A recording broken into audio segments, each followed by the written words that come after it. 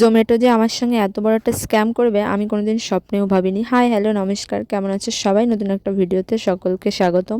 তো অনেক শখ করে জোম্যাটো থেকে অনেক দিন পর খাবার অর্ডার করেছিলাম। আগেও অর্ডার করেছি, বাট তখন পিৎজা বার্গার এগুলোই অর্ডার করা হয়েছে।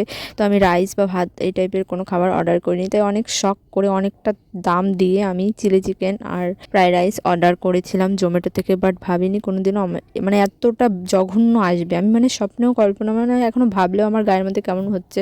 এত নামকরা জায়গা থেকে আসা খাবারের কোয়ালিটি এত খারাপ কি করে হতে পারে? তো আমি প্রথমেই খুলে খাবারটা ক্যামেরাতে বোঝা যাচ্ছে কিনা জানি না, বাট খুলেই মানে দেখতেই কেমন চাল চাল ভাত কোনো রকম একটু নাড়িয়ে চাড়িয়ে দিয়ে দিয়েছে। এই হাতের তালুতে মানে একটা বাক্স, ছোট্ট একটা বাক্স, এটার দাম নিয়েছে 355 টাকা।